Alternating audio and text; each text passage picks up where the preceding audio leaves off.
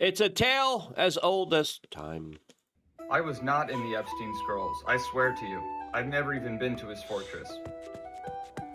Not even for a feast, Barnabas, no.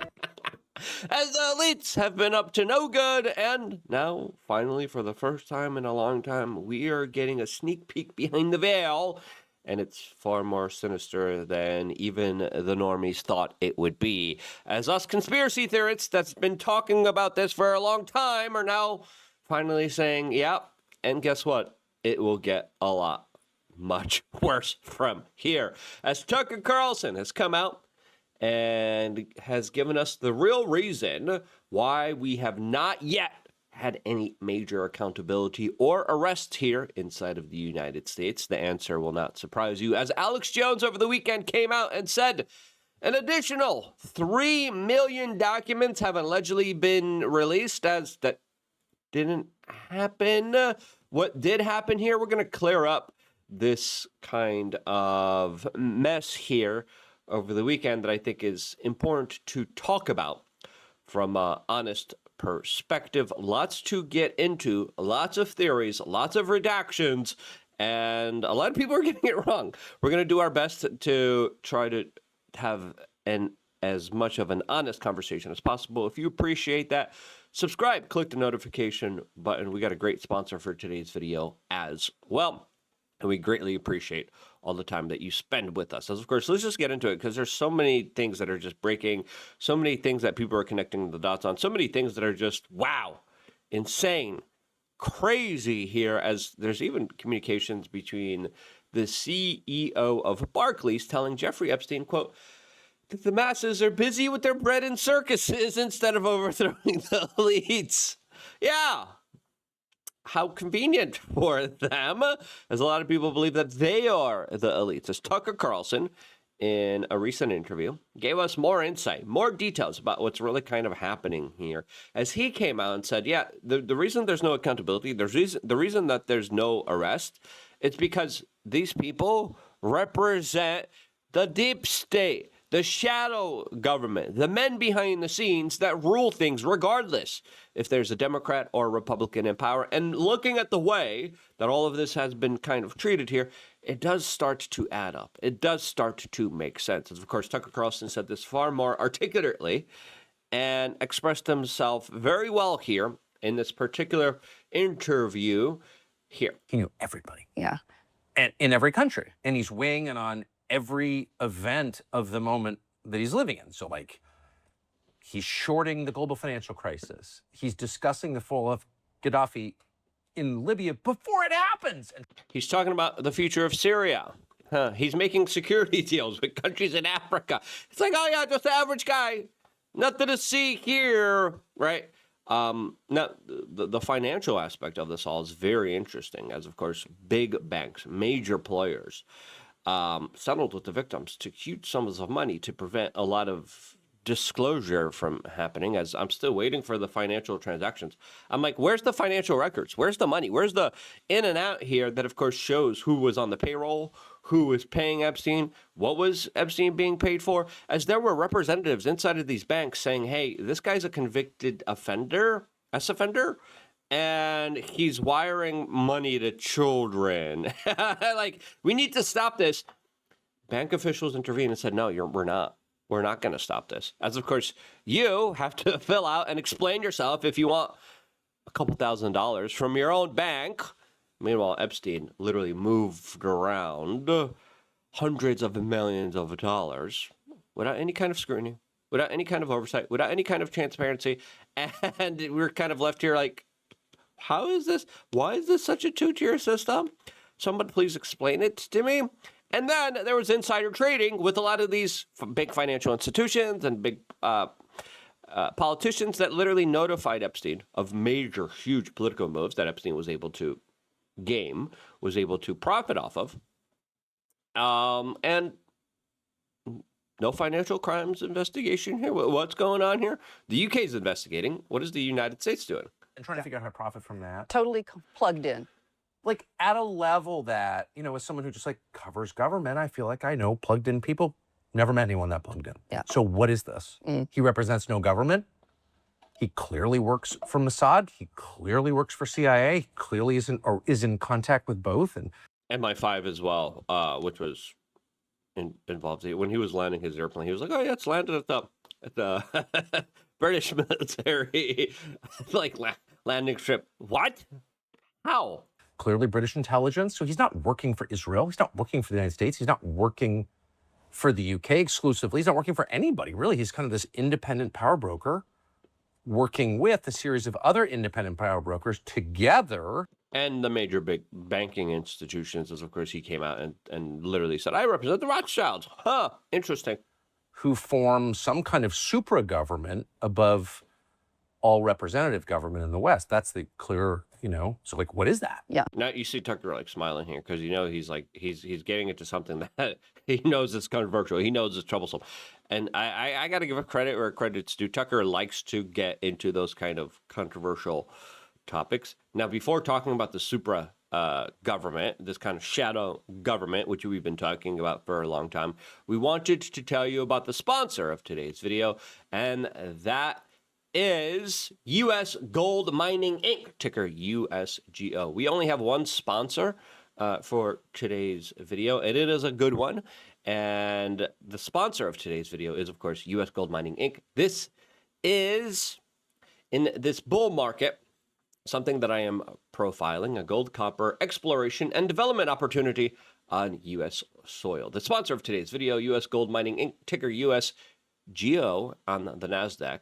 It's the Whistler project in Alaska. It contains the largest underdeveloped gold copper exploration project on the main population center of Anchorage. With both gold and copper trading at a near all-time high, here's why I think you should take a look at U.S. Gold Mining. Trading on the NASDAQ with the symbol USGO, with the Whistler Gold Copper Project located in south central Alaska. Let me break it down.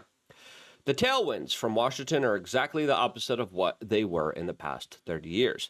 They're productive and constructive towards mining and positively contributing towards the overall rally in mining stocks. Alaska is clearly important for Trump's administration. Trump issued an executive order on day one of his presidency called Unleashing Alaska's Extraordinary Resource Potential on day one. The administration then issued a second executive order called Immediate Measure to increase American mineral production. The executive order directs government agencies to immediately take action to facilitate domestic mineral production to the maximum extent possible, including copper and gold. In addition to federal support, state-level policies are also strong. Alaska Governor Mike Dunleavy is a strong proponent of economic growth and the infrastructure to support mining in his state, and he has previously visited the Whistler project himself. Along with the governor's support, the project has been visited by the Alaska delegation in Washington, D.C., U.S. Senator Lisa Murkowski, and U.S. Representative Nick Beek. The Whistler project mineral resource estimate comprises an estimated 294 million tons at 0.68 grams per ton gold equivalent for 6.48 million ounces gold equivalent in the indicated category, plus 198 million tons of 0.65 grams per ton gold equivalent for 4.16 million ounce gold equivalent inferred.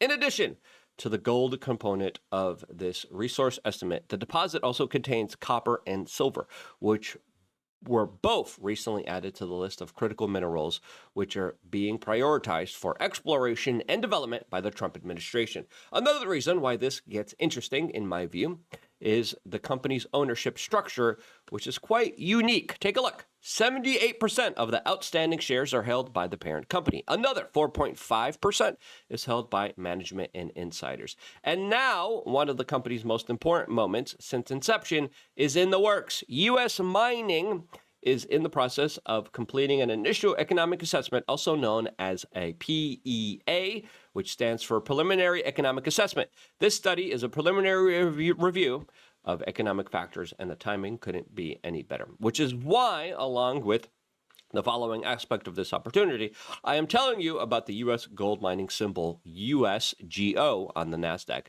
Fed rate cut cycles commenced, and gold around $5,000 per ounce, plus copper around $5.80 a pound, both at a near record high. Trump administration has issued 2 executive orders on Alaska, and the state is moving forward with a planned road system, the West Sustained Access Project, that will connect the Whistler Project with Anchorage.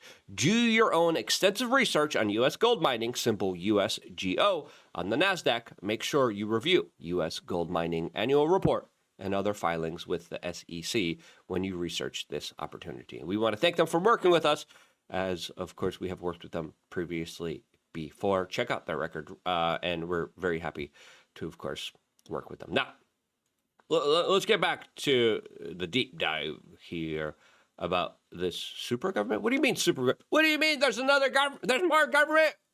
That's a libertarian's nightmare. As Tucker expands more on this topic. Do you think we'll see arrests? Well, it's been almost 20 years that some of this material has been in the custody of governments.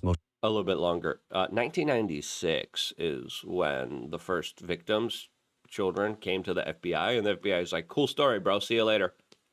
Yeah, 1996. Do the math on that one. Most of it is still hidden, and there have been no arrests. Instead, there's been a consistent, over decades, effort to shield the people exposed from arrest. So, no. I mean, there may be performative arrests.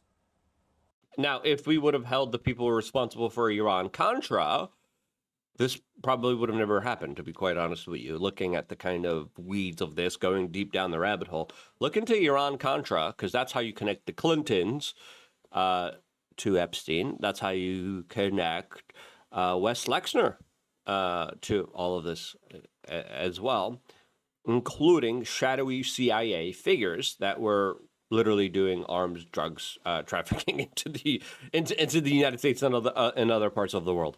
But the big question is not, was there blackmail? Yes. Was there sex with minors? Of course. Was there some kind of weird religious practice that we would describe as witchcraft? Oh, yeah. But the bigger question is, like, what was this? It's clearly an informal governance body over what the rest of us consider the authorities, which is to say governments, nations.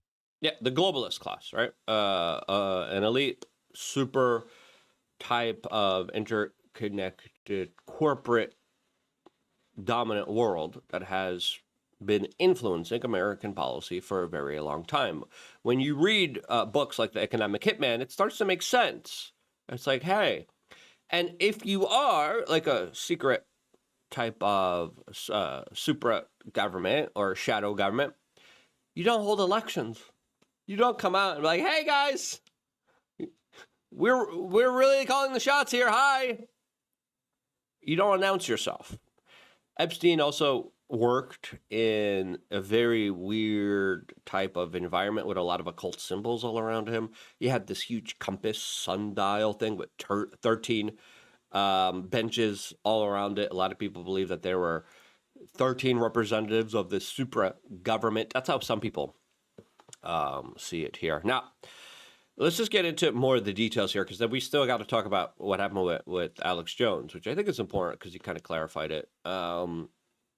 And we'll deep dive there. But Jay Dyer, also another great independent reporter, talks about how Epstein was discussing cannibalism with Woody Allen. Yeah, Woody Allen, totally trustworthy figure. Very trustworthy, especially around his adopted children. What? That should be the first, red flag. Woody Allen, out of all the people, Woody Allen, really? Like, he's just hanging out. Woody Allen's having the time of his life there. Woody Allen, really? Now, there's other conversations where Epstein himself was directing children as young as 14 to pretend that they're 22. Okay, there's other, horrible images. There's another awful one. And I know other people just go into detail of it, but listen, I try to make this as a family-friendly show as possible, even though we're talking about very serious topics. But there's a description of something absolutely horrible enough. I'm not going to go to describe it, but just the worst awful type of destructive, nastiest, awful, torturous behavior. And there are conversations about torture here that we need more context on. We have a professor at Harvard. Epstein had his own offices at Harvard. Look at that. Huh.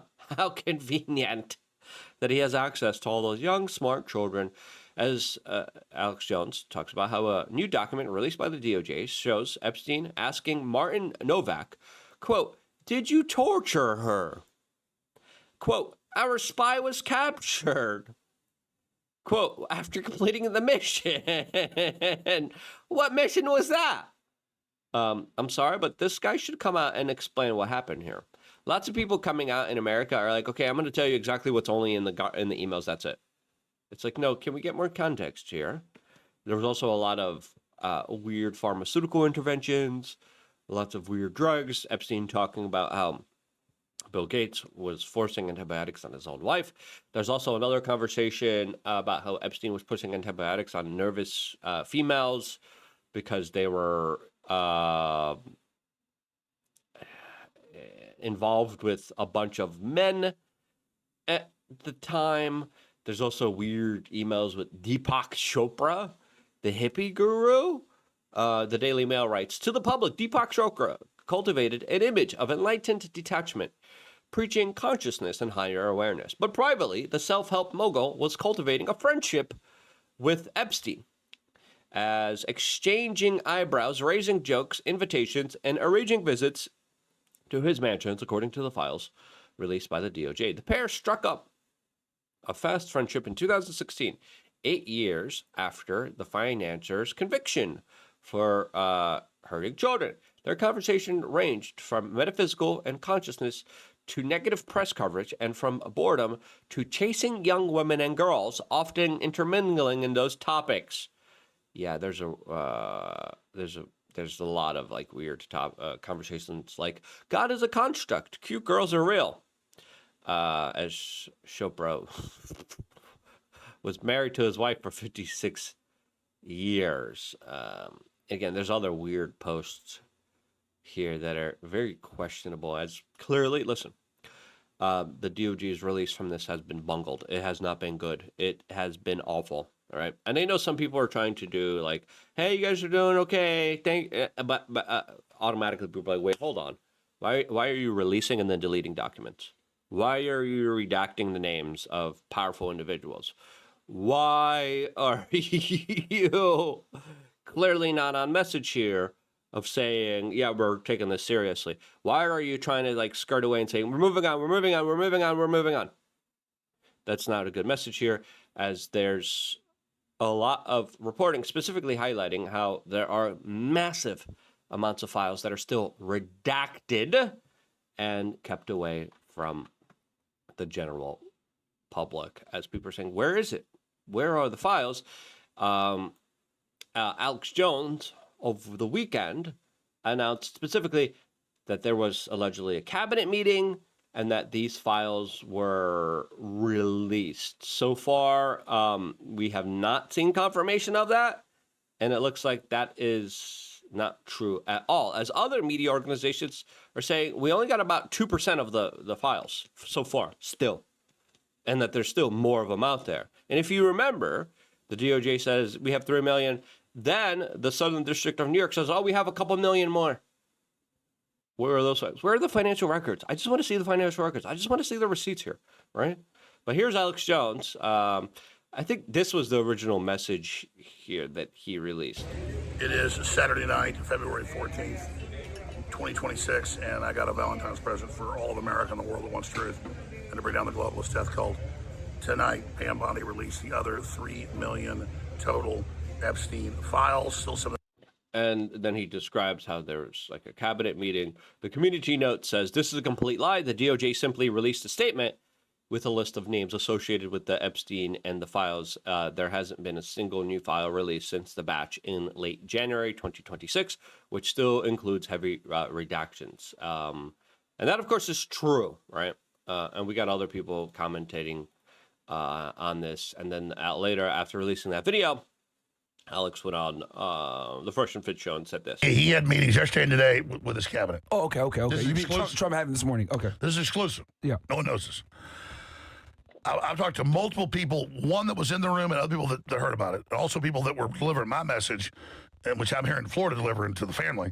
Like, listen, you're committing political suicide, self-inflicted wound. We know you're not in there.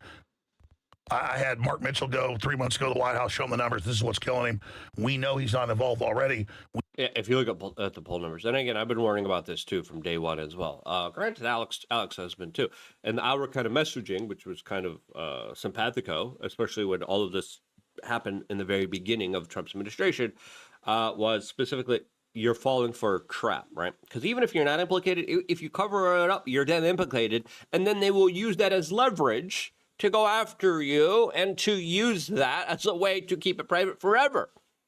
And I was always saying, just imagine the political will, the political support, the political capital. If Donald Trump just became president of the United States, released everything right away. We haven't had that, right? What we're getting is clearly a cover-up effort here. Now, a couple things to kind of consider here. That was Alex fed wrong information. That's also a possibility. He was talking about how other people were reporting on this as well. And it looks like, I think the original reporting was from Gunter Eagleman, who reported, just in, Pam Bondi unleashed the full, quote, files under the Transparency Act. That's not true. That's not true. No, I still can't see the financial records. All 3.5 million pages. There's more. There's huge data sets that are missing.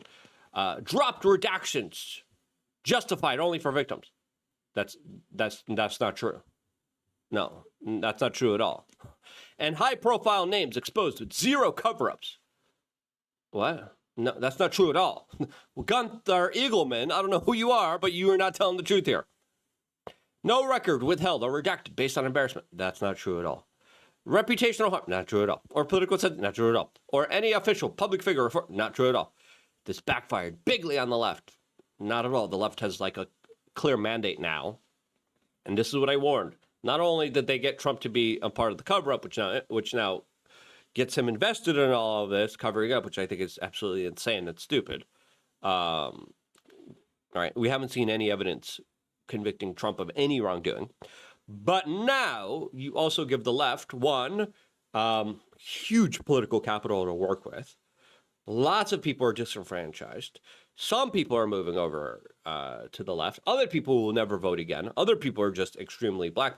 But also, now more importantly, you also give them a reason to arrest you and handcuff you and put you in jail for life. And as soon as the Democrats come into office, that's exactly what they're going to do. They're going to put pressure on Pam Bondi. Pam Bondi probably will be dropping the dime, and Trump's going to go to jail because of this. Now, Bill Clinton is mentioned. Bill Clinton is supposed to testify. Bill Clinton has ties to Epstein all the way back to Armenia, Arkansas, when he was the governor there. All right. This is wrong. And again, like, a lot of people talk about doubling down and just like acting tough and just ignoring and then just hitting back a part of a media strategy. That doesn't work here. It doesn't work here with the severity of the situation and just how big of an issue it is. The community notes here. This is a lie. The DOJ simply released a statement with a list of names associated with Epstein and the files. There hasn't been a single new file released since the batch in late January 2026, which still includes heavy redactions. 3+ million files are still unreleased. Now, this is the list that was released here by the DOJ. Again, no context, no understanding, no like, okay, just because you were mentioned, does that mean you're guilty here? I mean, Will Smith's in there. Thomas Massey's in there. Right? Joe Rogan's in there. Why are you mentioning all these names? Here's a list of names that were released. And then why are you still, Tom Hanks is listed in there? Again, it could also mean we're in the files as well. We'll get into that in a little bit. I'm going to do a second video on the second channel about we are change being in these files. I'll talk about that. So lots of different people mentioned, right? Lots of different people put on there, but no context, no understanding of who, what, where, and why.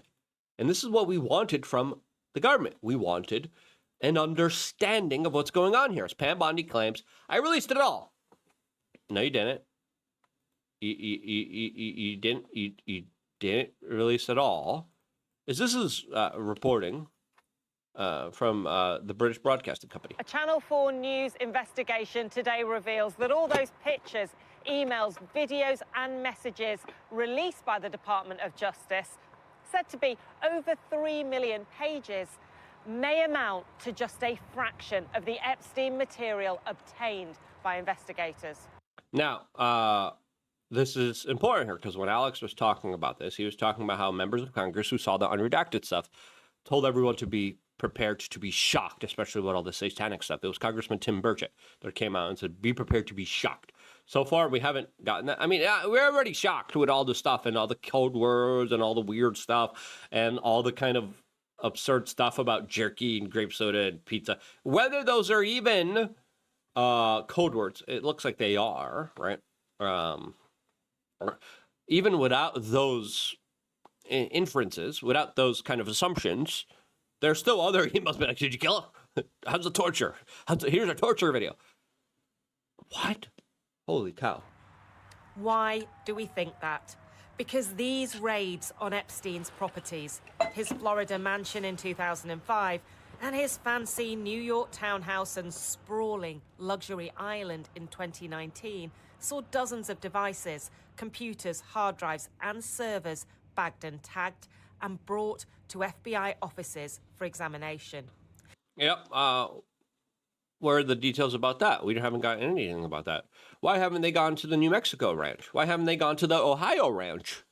Why haven't they raided any of those properties where the bigger kind of eugenic scientific experiments were going on and where a lot of the women, according to multiple accounts, had babies and the babies were missing? What happened there? What happened on those accounts? What happened in those locations? Listen, the one time Epstein got raided when he was still alive, it was in his West Palm Beach property, and he got tipped off that he was about to be raided. He literally took out all the surveillance equipment, and he took out all the hard drives and tapes, and he moved them so no one was able to get them. Now, emails examined by Channel 4 News show investigators discussing those very devices. From the earliest stages, investigators were talking about Epstein's data totaling many, many times what has so far been released. In June 2020, one wrote, "We expect the data to be somewhere around 20 to 40 terabytes," noting that the total capacity of the devices was up to 50 terabytes. Then as recently as last year, long after the investigations into Epstein and his associates had ended, the figures quoted remained massive. We're looking at a total of approximately 14.6 terabytes of archived data, said another email. To put that in context, it is almost 15,000 gigabytes. But now, a year on from that, the total data released, claimed to be some 300 gigabytes, accounts for just 2% of the total Epstein data that officials were discussing just last year. Yep. Where's the rest of the files? Right. Now, again, granted, there's some other like files and videos that should never make the light of public because it's children being, that, of course, obviously. I don't want to see that. That shouldn't be out there in the general public, obviously. But we need independent, investigators, independent people to be like, okay, this politician's still running around and doing this. Hey, this big banker is still running around and doing this. I identified him. We need to hold him accountable. If we had a competent DOJ, they would have gone through that and done that and announced, hey, we're taking this seriously. Some sensitive stuff. That's why we would have had transparency and accountability. All we're getting here is Pam Bondi saying, here's a list of random names. Some of them just mentioned in passing, but here it is. I've done it all. Goodbye. I've released it all. See you later. The hell you did?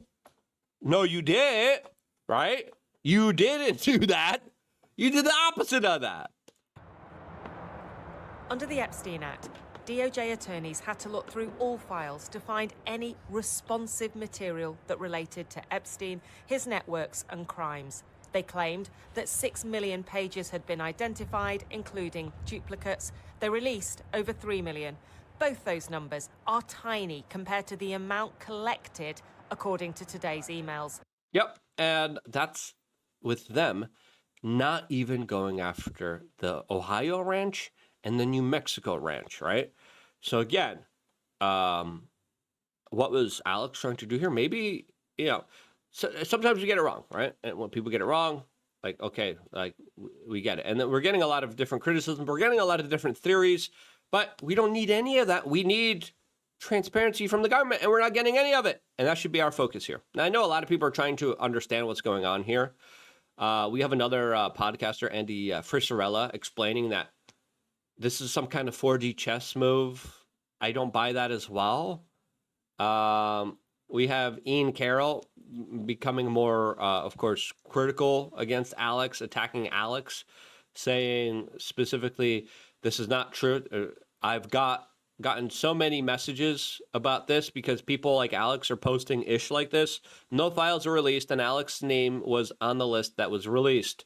Now, again, so is Joe Rogan, so is Thomas Massey's. That doesn't mean anything.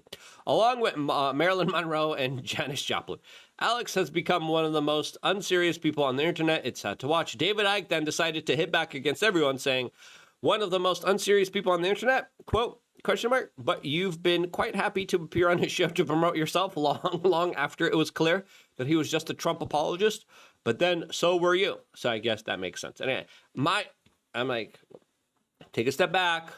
Stop attacking each other. Like, stop with the drama. Alex later came out and kind of explained, hey, I got it wrong. He was looking at stuff on the internet. I got it wrong. We could all do a little bit better sometimes. And you know, people make mistakes, right? Now, is this a part of some kind of deliberate psyop? No, it could be just someone getting it wrong. Other people will now theorize, well, maybe he did that as a way to try to motivate Trump to do this. All right. But again, we're living in a day and age where just a lot of people are allergic to disinformation, to psyops, to just being lied to. As you know, the community notes and the comments clearly highlight that as people are responding to this fresh and fit clip saying there was no cabinet meeting on February 15th. President Trump was at Mar-a-Lago in West Palm Beach, and the last meeting was January 29th. And again, he usually broadcasts this. Doesn't mean, though, there aren't other kind of meetings taking place here. Now, the narrative that we were being told here, Trump was pissed, he was cursing, he said release it all, and he threatened to fire his whole cabinet. That doesn't look like it's the case here, but that's what we were told. We know it was over the stock market because I was with people that were at the meeting over a year ago, 13 months ago when he was president-elect. And they now people are saying, we released a list, the stock market, we're crashed. Again, are we talking about a super government body that is threatening to destroy everything if they get exposed? At that level, listen, stock market, that doesn't make sense, right? Stock market controlled, very few people control the stock market and have vast majority of the money in it. They're going to self-destruct their own system that they're greatly benefiting off of. I don't buy that. I don't buy that at all. Now, Andrew Frisarella has his own kind of 4D explanation here of Trump trying to motivate people to push for this. Listen, there's already enough push for this.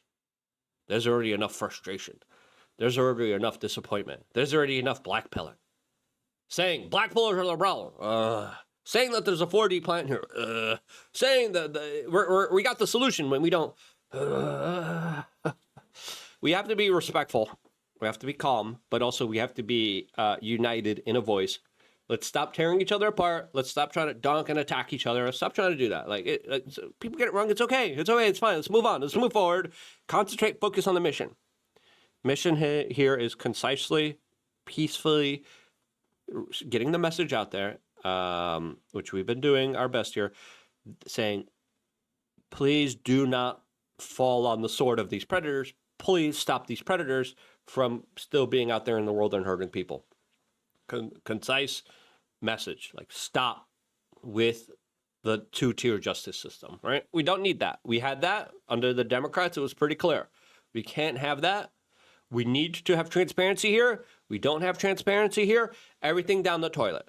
America down the toilet. Trump's legacy down the toilet. Trump's future down the toilet. They're going to arrest him.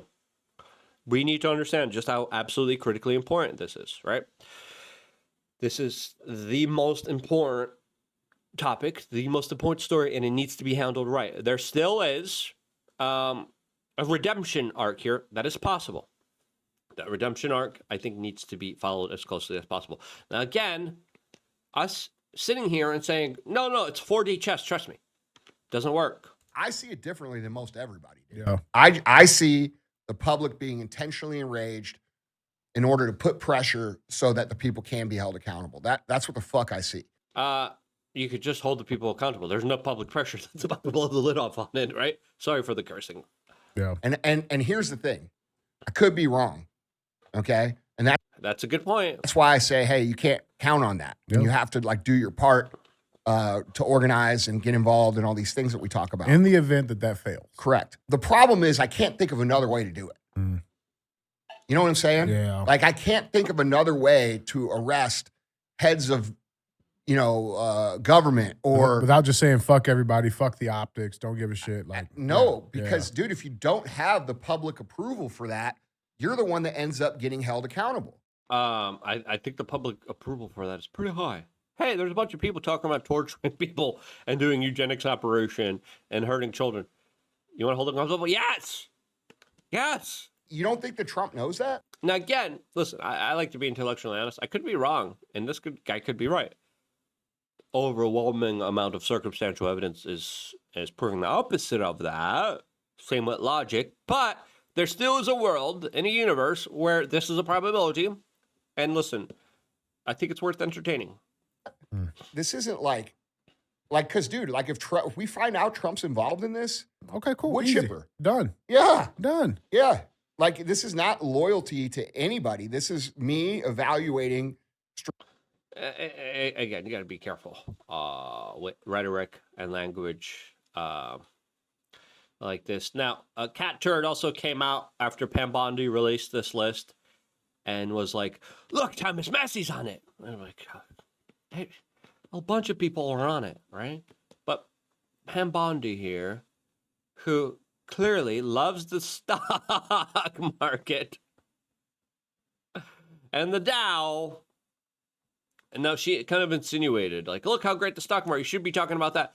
I don't think she ever inferred that. And then there's also a bunch of fake news I'm seeing that people are saying, Pam Bondi said the whole system's going to collapse if we release this list. She never said that. She also never said the stock market is going to collapse if we release the list. She never said that. That was not a statement. A lot of people are sharing that. It's not true. It's important to call each other, it's important to have these conversations. Again, Gunter Eagleman, I don't know what this man's thinking, but he's wrong here, right? Again, we got this new list. As right now, we're still asking the questions, like, no Zorro Ranch investigations? Still? Who bought Zorro Ranch? Who, right? Are they being endorsed by TPU? What? Hold on. As, again, federal authorities, this is Dominique Trippi saying, newly released Epstein files reveal federal authorities did not conduct a physical search of or raid Jeffrey Epstein's Zorro Ranch. Only major property never searched by law enforcement. That's wrong, too. He has the second largest house in all of Ohio. Right in front of the biggest house in all of Ohio by Les Wexner. What did Jeffrey Epstein have in the second largest house in all of Ohio? We don't know. That one was also never rated, never looked into. MTG had some very interesting things to say here. Listen, lots of Democrats implicated here, lots of Republicans. There's new information about Dr. Oz here as well. Howard Lutnick, of course, is someone that Alex Jones has said needs to drop out, needs to resign. Listen, when we're getting a look at these emails, one, we're getting them out of context, which is something that we all need to understand here, first of all. Two, lots of weird stuff in there. Now, the weird stuff, I'm taking it seriously. Why? Because we do not have any counter evidence claiming otherwise, and you cannot give a lying government the benefit of the doubt here. Right? There's weird stuff with gene splicing, DNA, life extension. There's Pikachu files. I'm going to do a separate video on this, as there's biologists told to produce research on messing up. I mean, there's like sick emails with professors talking about babies and pacifiers. I'm going to play this MTG clip. I'm going to talk about us being in the files. all on the second video on the second channel. If you appreciate this video, share this video. I think it's important to get it out there, right? And I think we need to be in a place and time where we're going to be open and honest with each other. If you think I did that, share this video. I want to sincerely thank the sponsor of today's video, that, of course, being U.S. Gold Mining. And we really appreciate them working. Symbol USGO on the NASDAQ. It's great to be able to work with awesome companies that we believe in as well. Anyway, I want to be here for you guys watching, subscribing, and this is why I love you guys. Stay tuned for more, all here exclusively on youtube.com/weare.